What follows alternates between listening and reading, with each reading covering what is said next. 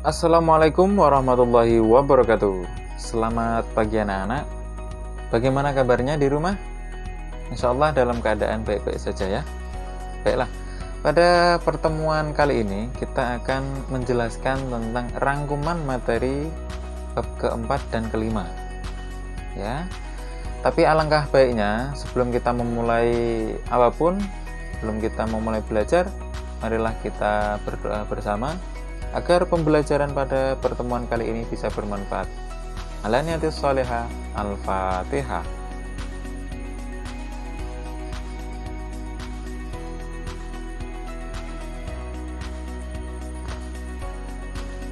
Baiklah anak-anak, langsung saja kita ke materinya.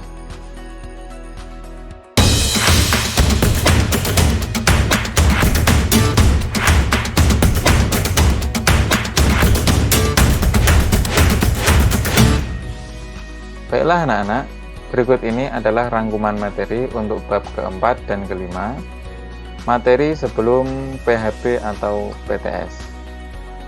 Pada bab yang keempat, kita kemarin telah mempelajari yang namanya hukum bacaan, terdiri dari mad silah, mad badal, mad tamkin, dan mad farqi. Baiklah, dari segi bahasa, mad artinya panjang, sedangkan silah artinya hubungan. Sedangkan menurut istilah, mad silah adalah apabila terdapat hak dhamir berharokat dhammah maupun kasroh terletak di akhir kata yang tidak dibaca wakaf dan tidak dibaca sambung dengan huruf berikutnya, dan sebelumnya adalah huruf yang berharokat hidup, bukan mad. Nah, sedangkan mad silah ini sendiri dibagi menjadi dua. Ada mad silah qasirah, ada mad silah tawilah. Nah, mad silah qasirah itu yang gimana? Mad silah qasirah itu yang setelah hak dhamir itu adalah selain huruf alif atau hamzah. Nah, cara membacanya dibaca dua harokat saja. Sebagai contoh, la ta'khuduhu sinatu wala naum.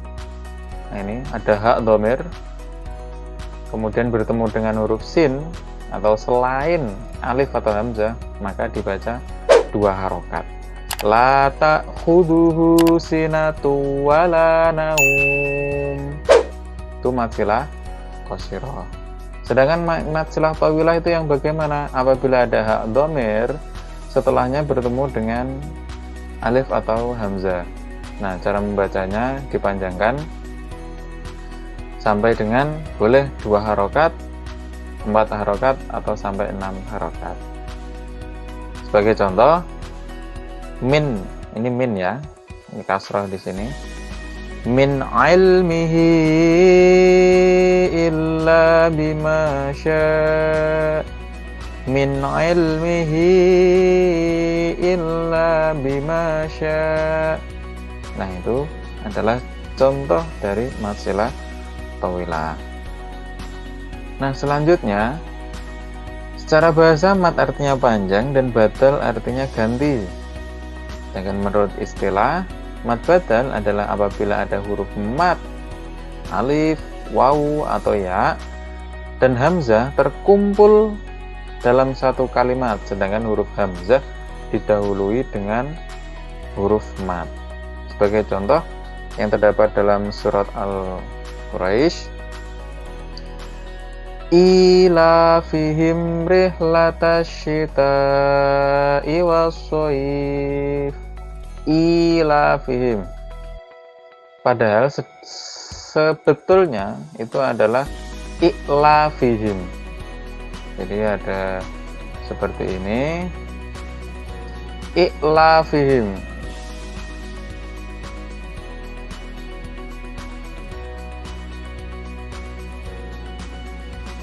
Fihim. Nah, ini diganti menjadi huruf mad karena ada hamzah atau huruf mad tadi bertemu dengan hamzah. Nah, ini hamzah huruf mad bertemu dengan huruf hamzah diganti menjadi huruf mat. Jadinya bukan i'lafihim tapi ilafihim. Itu yang disebut dengan mat badal. Cara membacanya dipanjangkan 2 harokat. Nah, mat tamkin.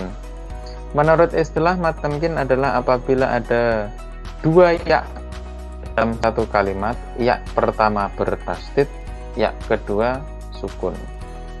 Itu disebut dengan mat tamkin. Sebagai contoh, faba'athallahun nabiyyin, faba'athallahun nabiyyin. Nah ini nabiyyin, ya dalam satu kalimat pertama bertasdid, yang kedua sukun, jadi ditekankan.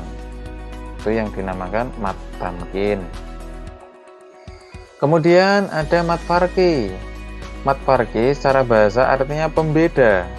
Menurut istilah, mat farqi adalah bacaan yang berfungsi untuk membedakan kalimat istifham atau pertanyaan dan khobar atau keterangan.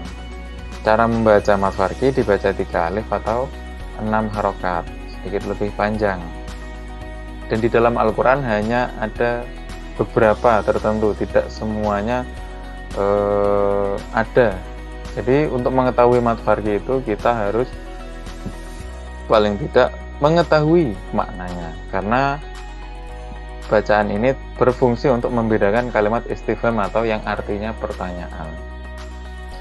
Qul adzakarain, qul adzakarain. Nah ini ada huruf mat bertemu dengan tasdid, huruf hidup tasdid. Nah itu cara membacanya dipanjangkan, dan yang artinya adalah berfungsi untuk sebagai pertanyaan. Baiklah, sekarang kita menuju ke materi rangkuman bab yang kelima. Kita telah mempelajari kemarin gaya hidup materialistik, hedonis, dan konsumtif. Nah, yang pertama, materialistik adalah gaya hidup yang hanya mementingkan kehidupan dunia tanpa memikirkan kepentingan akhirat. Sedangkan hedonis adalah orang-orang yang menjadikan dunia sebagai tujuan hidup mereka dan lupa bahwa ada kehidupan lain, yaitu akhirat. Jadi hanya bersenang-senang untuk kehidupan dunia. Segala macam cara dihalalkan, dibolehkan.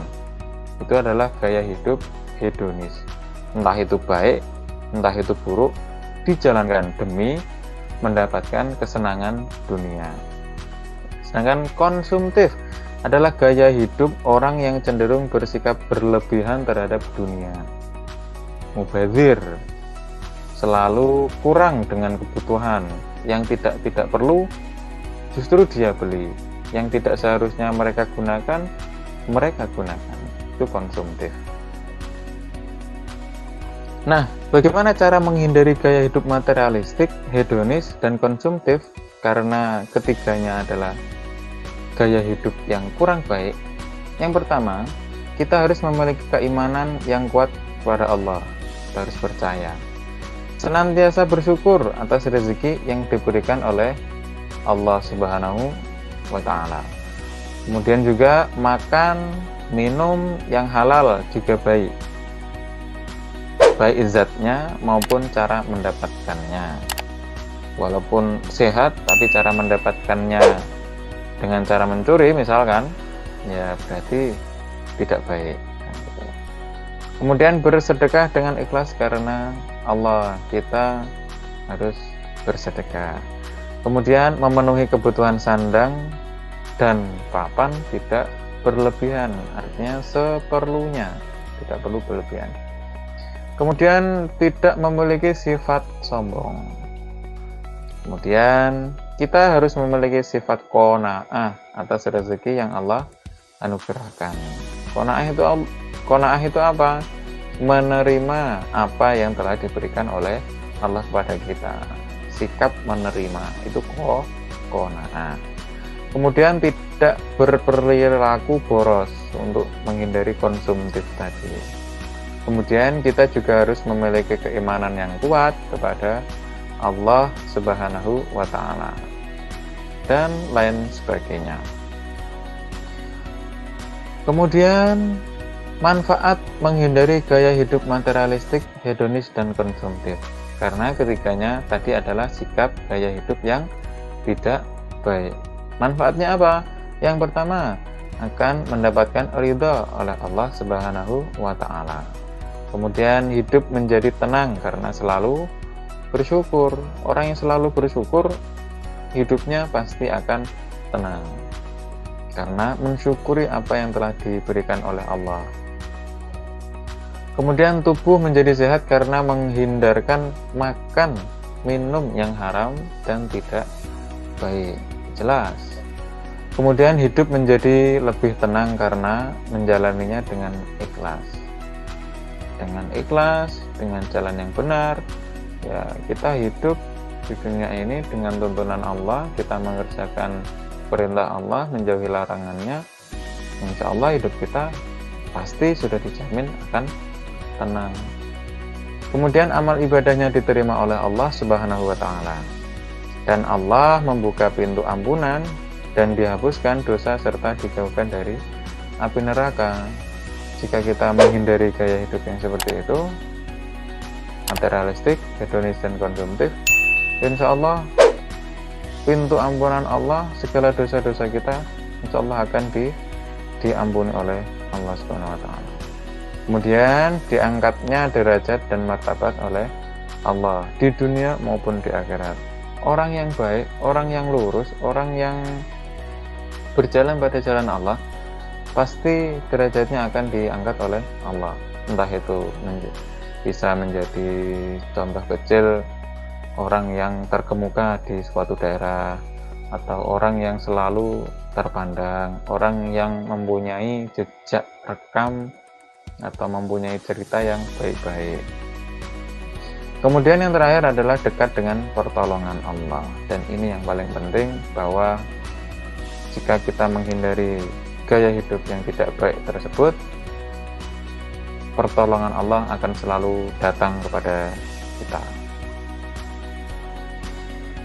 Kemudian dalam Al-Quran surat Al-A'la ayat 14 sampai dengan 15 menerangkan bahwa orang yang beruntung adalah mereka yang mensucikan diri dengan beriman kepada Allah dan ingat kepada Allah dan melaksanakan sholat. Sedangkan orang-orang yang hanya mementingkan dunia dengan melupakan akhirat tergolong orang kafir.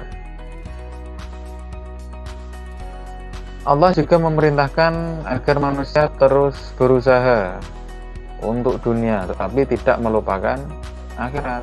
Boleh kita berjuang di dunia, ya boleh.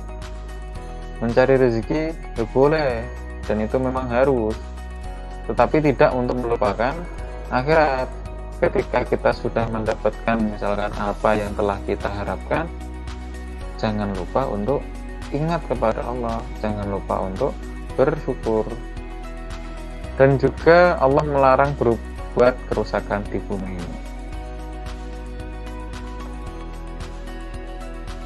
Allah juga menjelaskan bahwa akan memberikan balasan di dunia dan akhirat bagi orang-orang yang menginfakkan hartanya di jalan Allah, dan Allah Subhanahu wa Ta'ala mencintai mereka. Orang yang akan berinfak satu saja, maka Allah akan membalasnya dengan 10 kali lipat di dunia, dengan kriteria masing-masing. Tidak pasti, misalkan kita menginfakkan uang 1000 di masjid misalkan, terus besok kita mendapatkan dikali 10, berarti 10.000. Enggak harus berwujud uang kembali,